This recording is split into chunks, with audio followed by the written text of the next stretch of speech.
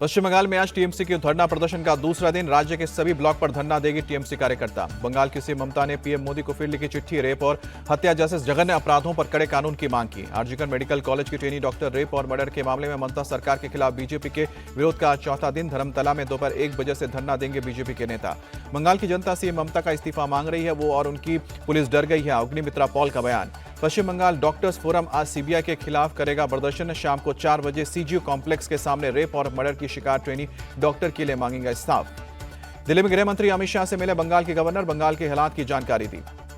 पहली महिला सुरक्षा पर बोले उपराष्ट्रपति जगदीप धनखड़। जहां महिला असुरक्षित है वहां पर समाज सभ्य नहीं है। बंगाल कांग्रेस नेता अधीर रंजन चौधरी बोले ममता सरकार ने जांच को भटकाया है, इसीलिए अभी तक सही दोषी पता नहीं चल पाया है। प्रियंका गांधी के पति रॉबर्ट वाड्रा बोले कि महिला सुरक्षा पर बीजेपी राजनीति ना करे। देश को आज 3 वंदे भारत ट्रेन की सौगात मिलेगा। पीएम मोदी आज दोपहर 12:30 बजे वर्चुअली हरी झंडी दिखाकर तीनों ट्रेन को करेंगे रवाना। मेरठ से लखनऊ, चेन्नई से नागरकोइल और बेंगलुरु से मदुरै रूट पर चलाई जाएंगी तीनों Vande Bharat semi high speed ट्रेनें। वंदे भारत ट्रेन की स्पीड 120 किलोमीटर प्रति घंटे की है। पीएम मोदी आज जिला न्यायपालिका के राष्ट्रीय सम्मेलन का उद्घाटन करेंगे। दिल्ली के भारत मंडपम में सुबह 10 बजे से होगा सम्मेलन। पीएम मोदी सम्मेलन में सुप्रीम कोर्ट के 75 साल पूरे होने के मौके पर डाक टिकट और सिक्का भी जारी करेंगे। सुप्रीम कोर्ट के चीफ जस्टिस सहित अटॉर्नी जनरल और बार काउंसिल के अध्यक्ष भी रहेंगे मौजूद। सिंधुदुर्ग में शिवाजी की प्रतिमा गिरने पर पीएम मोदी ने माफी मांगी। कहा कि शिवाजी के चरणों में सिर झुकाकर माफी मांगता हूं। पीएम मोदी ने वीर सावरकर के अपमान का मुद्दा उठाया। कहा कि अपमान करने वाले माफी नहीं मांगते हैं। पीएम के माफी मांगने के काम से नहीं चलेगा। सीएम और दोनों डिप्टी सीएम इस्तीफा दें, शिवसेना यूपीटी की मांग। किला राजकोट में शिवाजी की नई मूर्ति स्थापित होगी। सरकार ने एक समिति का गठन किया।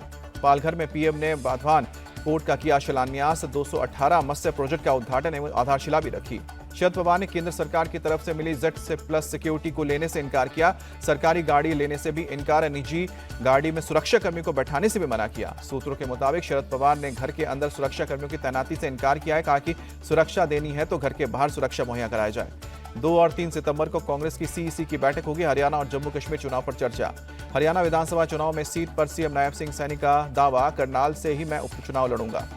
यूपी के सीएम योगी आदित्यनाथ लाल टोपी वाले बयान पर सपा सांसद अवधेश प्रसाद का पलटवार। उन्हें पता है कि उपचुनाव में उनका सफाया होगा और ये सफाया लाल टोपी वाले करेंगे, कहा। सीएम योगी के बयान पर अखिलेश यादव ने दिया तंज। कहा कि लाल रंग प्रेम मिलन का प्रतीक है। जिसके जीवन में प्रेम नहीं है वो दुर्भावना रखता है। कन्नौज के छिबरमाऊ में अखिलेश यादव के सामने सपा समर्थकों ने मारपीट की। मामूली कहासुनी के बाद 2 पक्ष भिड़े। केरल के पल्लकड़ में आज आरएसएस के 3 दिन दिवसीय अखिल भारतीय समन्वय बैठक। 4 राज्यों के चुनाव पर होगी चर्चा। जेपीसी की मीटिंग में ऑल इंडिया सुन्नी जमीयत उलेमाए ने किया विरोध। कहा कि वक्फ संशोधन बिल मंजूर नहीं। कांग्रेस नेता जगदीश टाइटलर के खिलाफ हत्या का केस चलेगा। सिख दंगा मामले में कोर्ट ने आरोप तय किए हैं। दिल्ली के मॉडल टाउन इलाके में मनीष सिसोदिया ने की पदयात्रा। लोगों ने फूलों की माला पहनाकर स्वागत किया। अजित पवार गुट के एनसीपी की मांग। तानाजी सावंत को मंत्री पद से हटाया जाए। तानाजी ने कहा था कि अजित पवार के बगल में बैठते ही मुझे उल्टी आती है। शिंदे गुट के शंभू राज देसाई बोले कि तानाजी सावंत का बयान उनका निजी है, उनका पार्टी से कोई लेना देना नहीं है। यूपी के लखीमपुर खीरी में आदमखोर बाघ को पकड़ने की कवायद शुरू। ड्रोन कैमरों की मदद से बाघ की तलाश में जुटे हैं वन विभाग की टीम। यूपी में सीतापुर के मोहाली तहसील में बाघ के खौफ से लोग परेशान। बाघ से बचाव के लिए गांव के लोग रात को लाठी डंडे के साथ पहरा देते हैं। हिमाचल प्रदेश के धर्मशाला में रिहायशी इलाकों में पहुंचे तेंदुए एक मकान के सीसीटीवी में कैद हुए। बहराइच में भेड़ियों को पकड़ने के लिए ऑपरेशन जारी। वन विभाग की टीम ने भेड़ियों को डराने के लिए आसपास के इलाके में पटाखे जलाए। राजस्थान के भीलवाड़ा में गाय की पूंछ काटे जाने के मामले पर विश्व हिंदू परिषद और बजरंग दल का प्रदर्शन। सूचना केंद्र चौराहे पर मोबाइल टॉर्च जलाकर किया प्रदर्शन। असम सरकार का फैसला। जुमे की नमाज की छुट्टी पर लगी रोक। विधानसभा में नमाज का ब्रेक नहीं होगा। 3 से लेकर 5 सितंबर तक ब्रुनई और सिंगापुर के दौरे पर होंगे पीएम। ब्रुनई जाने वाले पहले पीएम होंगे नरेंद्र मोदी। देश के 6 राज्यों में बहुत भारी बारिश का अलर्ट जारी। मौसम विभाग के मुताबिक महाराष्ट्र, छत्तीसगढ़, ओडिशा, आंध्र प्रदेश, तेलंगाना और कर्नाटक में 12 सेंटीमीटर तक हो सकती है बारिश। बाढ़ और बारिश की मार झेल रहे गुजरात से असना साइक्लोन का खतरा टला। मौसम विभाग के मुताबिक अब अरब सागर से ओमान की तरफ बढ़ा है साइक्लोन। मौसम विभाग के मुताबिक गुजरात में फिलहाल जारी रहेगा बारिश और बाढ़ का कहर। सौराष्ट्र और कच्छ के तटीय इलाकों में तेज हवाओं के साथ बारिश का अलर्ट। गुजरात के जामनगर में बारिश के बाद बाढ़ जैसे हालात। भारी जल भराव से जनजीवन अस्त व्यस्त। गुजरात के पोरबंदर में भादर नदी का जलस्तर बढ़ने से बिगड़े हालात। आसपास के इलाकों में बाढ़ जैसे हालात बने।